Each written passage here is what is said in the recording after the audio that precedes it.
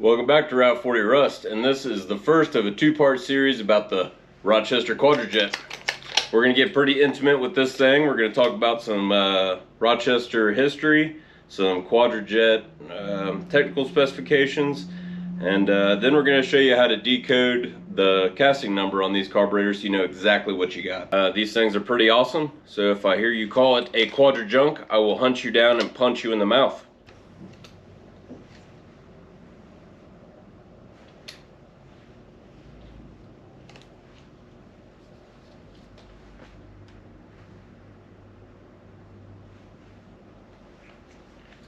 This is a QuadraJet. They're awesome.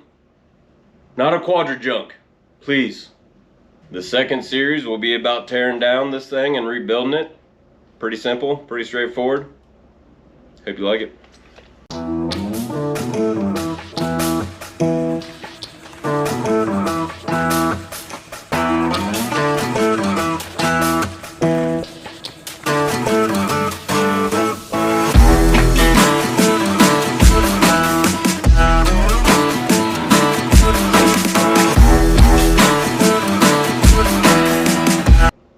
First, we're going to get into a little Rochester history, and I think it's important to cover because, at least for me, the more you know about a product or an item or a car, the more confident you feel about tackling the job. So I think it's pretty important to be pretty knowledgeable about the history and the background. It just gives you more confidence to get under the hood and start wrenching. Rochester as a company started in 1908 doing carburetors, ignition coils, ignition systems, starters, cigarette lighters, a lot of electronic components and other components on the vehicle. They went to about 1995 when Delphi bought them out and then spun off and did their own thing. So they went for nearly a century, which is pretty impressive for a parts manufacturer for General Motors. And the claim to fame was the QuadraJet, of course. It's a fantastic carb. I've heard people call it QuadraJunk, but I'm going to prove to you today that is not the case. And anything that does go wrong with these is usually at the fault of you, the user, or the technician. They're pretty stout, beefy. You could beat on them.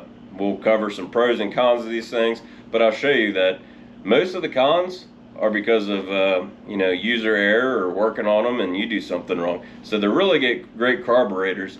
And another thing about Rochester is they pretty much pioneered fuel injection in the 80s, but that also goes back to the 50s when they created the ramjet, which is a type of fuel injection for the Chevrolet Corvette.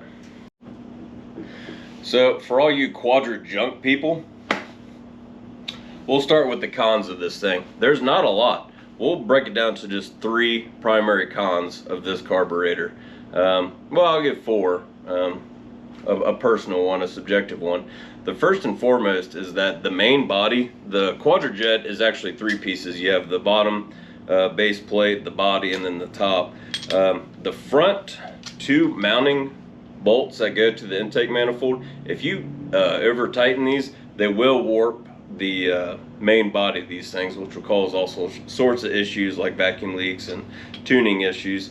But again, that's on the installer itself. If you use the right torque sequence and torque these down, and just be careful or don't crank them down real hard, the carburetor is going to work just great. It was such an issue with these I think by 1974 they kind of beefed up the casting for the main body and they called it the Mod Quad to kind of help it along, and people get so bent out of shape about that issue. But just be careful when tightening down these bolts. And you shouldn't run into an issue, but be extra careful when you're on a pre-1974 or 74 or older QuadraJet. See here, the second issue is this one. The threads for the fuel inlet, they're kind of, I don't want to say chintzy, but it's a fine thread on a cast body, and they can become damaged. So be very careful when you're screwing in your fuel filter, your inline fuel filter, your fuel line. I'd say that's another one of the cons. Third, tertiary is, well, it doubles as a pro, but we'll go ahead and cover it as a con now. It's got a very small fuel bowl, or the reservoir in which the float occupies. And if you've got a fuel delivery issue, you can have some starvation on the high performance stuff. So that's something to consider. I would say that's the only real con of the Rochester QuadraJet is bowl capacity. But it kind of makes up for it in other ways. And then my subjective one, my opinion, is I think they're kind of goofy to rebuild. Like I said, I'm a 2-barrel Autolite Motorcraft 2100, 2150 guy. I just really like it. It's a good, you know, low-end torque truck motor. But these things are fantastic performance and economy-wise. And on the second video, when we rebuild into one of these, you'll see, or if you've rebuilt a QuadraJet before, you know, you've just got so many screws to get this top plate off.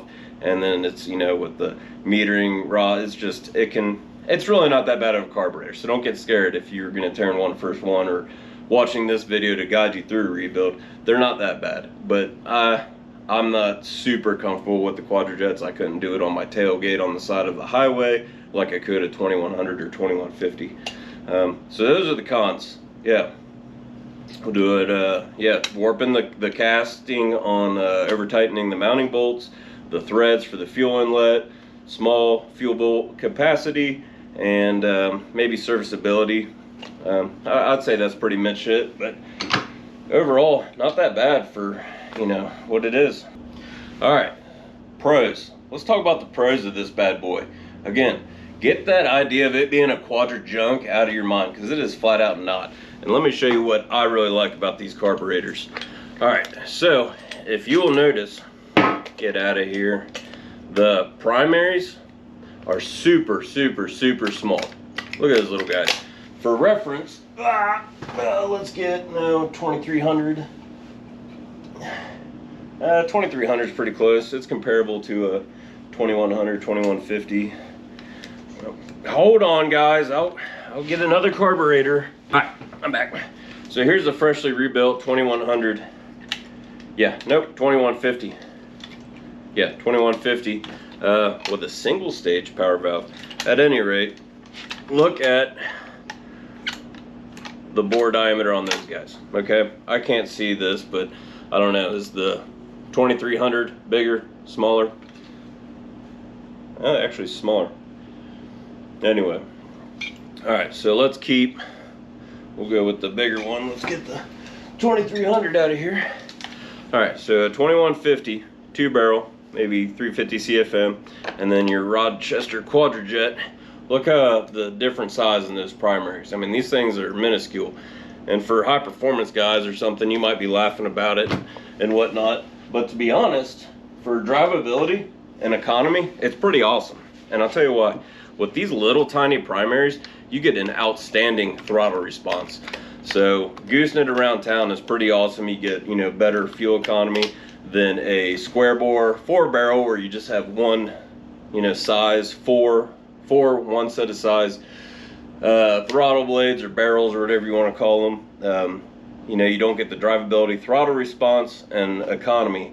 So just driving around, this thing's pretty awesome. They do great. And then when you get into that throttle a little bit and it kicks up in the secondaries, you know, that's where the horsepower comes from. So it's actually a really nice design, good throttle response, great economy. Yes, you get all the benefits of a small 2-barrel, or better benefits, but you get the performance of a square bore 4-barrel, I would say. And just for reference, when you have the two different size secondary or primaries and secondaries, that's what you'll call a spread bore. So watch out for that. So another positive, good thing about the Rochester QuadraJet is that centrally located float we were talking about. So yes, the capacity is a little bit reduced given the size of the bowl, like the negative space of the bowl, but it's centrally located, and once we tear this apart, you'll see the float, how it kind of nests in there. And if you're into four-wheeling, rock crawling, or, you know, doing Brodies, donuts and stuff like that, you might run in a situation where your float was either you know, shutting the needle on the seat and starving you of fuel, or not doing that and you're flooding out the vent. So either way, the centrally located float in these carburetors is ideal for off-roading. The Rochester QuadraJet is a pretty darn good option for, you know, any sort of Chevrolet engine and in an off-roading application, or if you're just hard on stuff and you always, you know, really kick those puppies around the turn. So I'll call that the three major benefits of this: the centrally located fuel bowl for off-roading and fuel slosh, and fuel control, I suppose. We'll say the super small primaries for fuel economy, and we'll go ahead and pair that with the economy. Once you get into the secondaries, you got some pretty good performance. And then I'll say with the small primaries, you get an awesome throttle response. Trust me guys, if you haven't driven anything with a QuadraJet, just kind of pay attention to that. You actually be pretty impressed with how good they are. Alright, so now we'll get into the meat potatoes of this video. If you've kept watching this far and haven't bailed out, you're probably here to decode your QuadraJet and you don't feel like going through a web page and looking at tables and doing it. So I'm going to try to be as thorough as possible with these numbers and explain it in the simplest way. But I'll admit that there's a little bit of redundancy with this casting numbers, and you'll see why. But I guess that's really awesome because it can verify what you think the carburetor is, or if you can't see a certain number on it, the digit before it might help you kind of like, oh, it's definitely a 1, not a 7. And another thing I like about these, I'll add this to my Pro Plus awesome list for the QuadraJet. You know, I deal with the 2100s, 2150s, or any carb that has a little stamped ID tag on a screw, and then throughout the last 40 years, someone has gone through that carb and they lost that tag. You don't know what it is, what it came off of, and most importantly, what rebuild kit to order. So a lot of times you got to tear down a carburetor, get a picture of the gasket, if it's got a single stage or dual stage power valve, the accelerator pump diaphragm, mounting base gasket, and all these things before you can even order one. So if you're driving down the road and you're having issues with your carburetor on one of those, you really don't know what to order until you get it off the engine, on the table, tore down, and then you can see what you got. That's not the case with Rochesters at all. As a matter of fact, the casting number is so good that if you were, say you bought a car and it didn't have a powertrain and you were going by the numbers, other than maybe the decade or the date of manufacturing, you could just write down on a piece of paper the exact carb you want. You could just invent your own casting number, like, hey, I want this to be a 1976 off an Oldsmobile with a manual transmission, you know, this, that, and that, and then you could throw it out there like, hey guys, anybody have this part number, anything close, and you can actually, you know, dial it in that close, and I'll show you why. So first and foremost, from 1965, 66, and 67, the casting number was, I'm all turned around, there'll be a round plate right here, and it'll have it stamped into that. By 1968, they moved it to the ear where the rear mounting bolt is on the driver's side. So driver's side, rear mounting bolt. It'll be vertical, usually kind of grimy up in there. Clean it off, not too bad to read. It'll be stamped into the body. And right off the bat, you could tell if the very first number, which will start from the top and read down, the very first number, nope, I was wrong about that. It'll start from the bottom reading up. The very first, it'll either be a 7 or 8 digit number. If it's an 8 digit, I'll tell you right now, it's a 1976 or newer QuadraJet. If it's a 7 digit number, it's a 75 or older, because if they put a 1 in front of it. So 76 and newer, it just started with a 1. And then before that, it just didn't have it. It just jumped right into the casting numbers. So if it's 8 digits, you know you got 76 or newer. If it's only 7 digits, you know you got a 75 or older. Makes sense so far? Okay, so starts with a 1. There you go, first number out of the way. The second 2 numbers will always be 7 and 0. So 70, that is just Rochester's part number. So that's how you know that they manufacture the part, be it a coil or a starter or anything like that. That 70 is what they got. So 170, you already know that it's 1976 or newer, and it's a Rochester.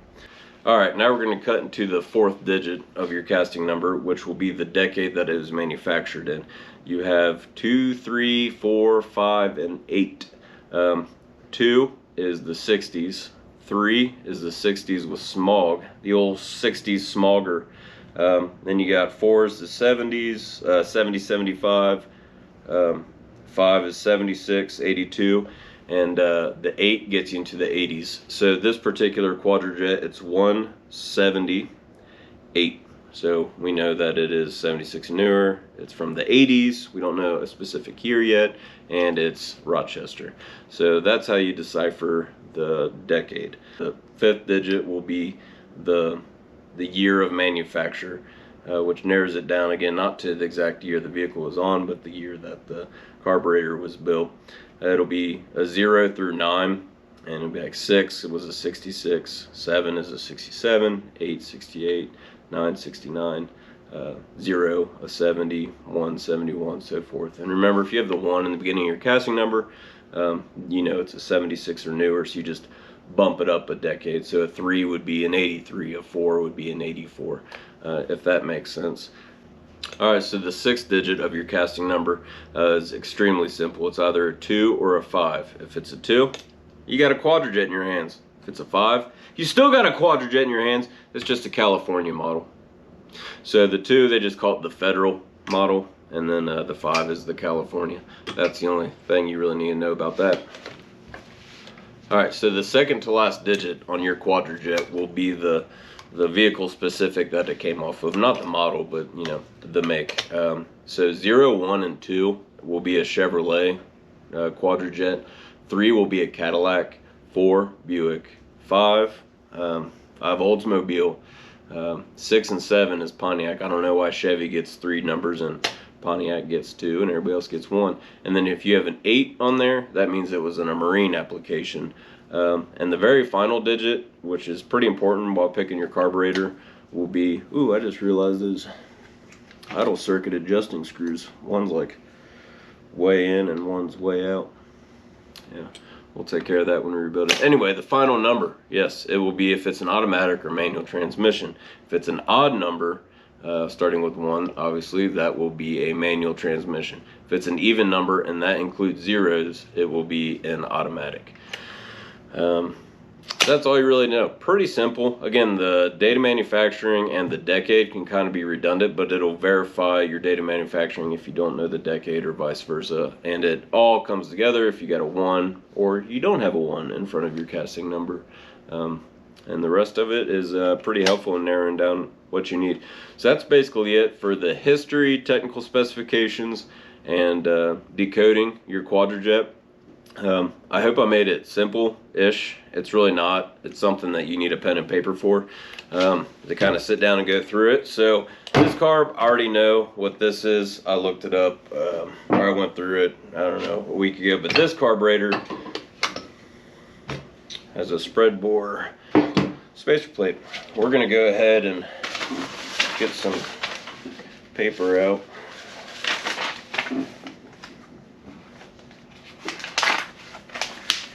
If I got a pen, ooh, and a cheat sheet, and we're gonna go ahead and decode this guy. Might need a flashlight. Yeah, a flashlight. Oh, right there. Got it. All right. So,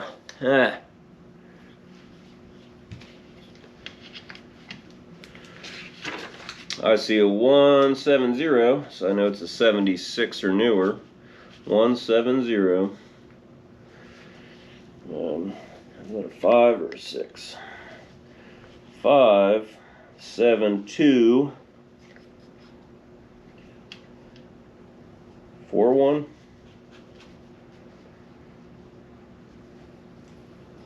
Goodness gracious. Yep, 4, 1.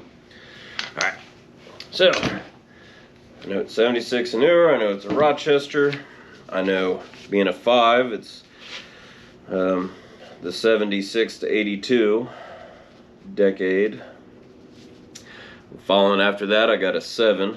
So I can already assume that it's a 1977.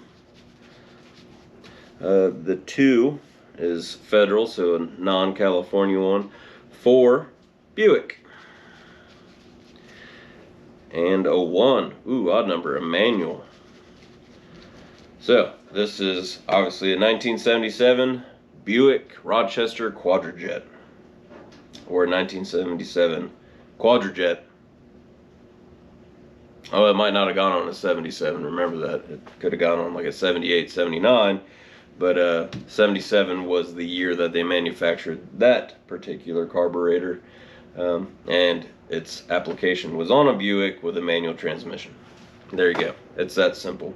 So hope you guys stayed along with that. It is a little wonky at first, but if you sit down, pen and paper, and kind of figure it all out, it can kind of make sense and help you out a little bit. So now that you know a little bit more about Rochester QuadraJets, the very next video we'll tear one of these puppies down, clean it up, put a new seal kit in it, and just put it on the shelf. I think we'll go ahead and just, since this is a, I don't know, 82, 83, I forget what it was, we're going to go ahead and rebuild this one and put it to the side for our 1986 Chevrolet Suburban application, just to have an extra QuadraJet on hand. Well, I hope you learned something about Rochester QuadraJets. I sure did. I always do. And I hope this video gives you a little bit more confidence to get into yours a little bit. Thanks for watching, and stay tuned for the next video.